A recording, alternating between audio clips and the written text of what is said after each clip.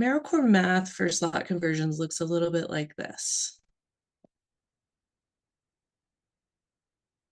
That was my not so funny joke about how it feels when you've got full-time or half-time slots that are still open and you need to do slot conversions.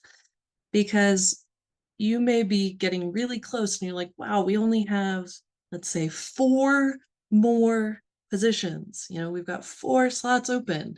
You were really hoping to fill them, but something goes wrong. Maybe people ghost you right at the end and you're frustrated and you're like, oh no, I've got 4 slots that I didn't fill in time. Well, each full-time slot equals 2 half-time slots. So if you're doing those conversions to half-time slots, you've just doubled what you have to do. So now instead of 4 positions you've got to fill, now suddenly you have 8 positions you have to fill. And it feels like that never-ending snowball coming down the hill at you because you've got less time and it just got harder. So if you then run out of time to fill half-time slots, or you don't want to fill half-time slots because they just don't fit with, well, now you got to think about less than half-time, whether that's reduced half-time or quarter time or minimum time.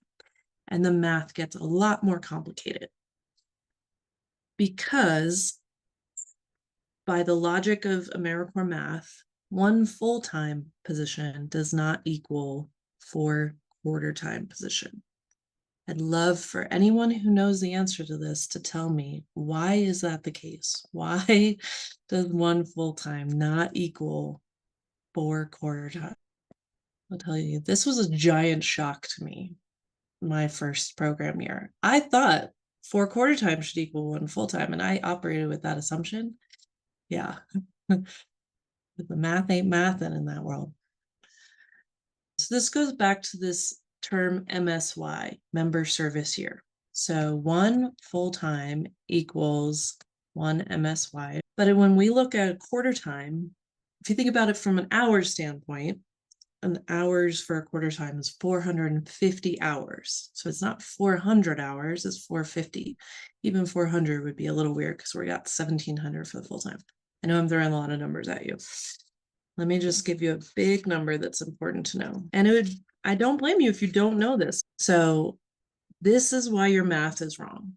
This is why the math gets all messed up, because when you put it into a slot conversion in eGrants, or when you put it into that handy dandy calculator that hopefully your state commission gives you, like in an Excel file, you'll be trying to change these positions and saying, well, why can't I make 4 quarter times out of 1 full time?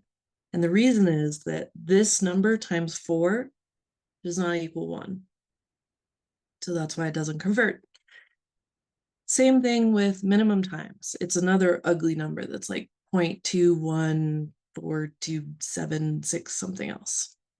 So it's a complicated multi-digit number that does not add up. So what this means in reality is that when you get down to these smaller slot conversions, when you're not just dealing with full times and half times, which are the only nice clean numbers, you're going to end up with weird numbers, which therefore means you end up with a remainder. So if I was to try to take 1 full time, I would have to turn it into 3 quarter times and 1 minimum time, for example. And that would leave me with a weird remainder of like 0.0037 something. So it's like, okay, that's weird, but why does it matter?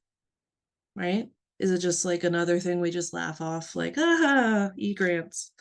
We cry, so we laugh so we don't cry, right? No, because it has real world consequences, because MSY is related to your budget. That's why we have what's called cost per MSY. The cost per MSY is calculated into your budget of, basically, to break it down, it's like, how much will the federal government give you in grant dollars for each MSY that you're awarded? And we think MSY equals positions, but really it's the way that we bridge the gap between the budget and the financial piece. and the people piece of the actual positions. So when you end up in these slot conversions and when you have to convert into these smaller positions, it will affect your budget because it changes how much of that MSY you can take advantage of, and therefore how much you can ask the federal government to reimburse you if you are on a cost reimbursement grant. It is a confusing topic, so I don't want to shy away from the fact that it can be very confusing, but also I want to help you figure out ways to navigate this. If you learn nothing else from this, what I really want you to understand is that slot conversions require you to think about the financial impacts. And if there is someone on your team who does financials, to bring them into the conversation. And then they also require you to talk to your state commission and get approval.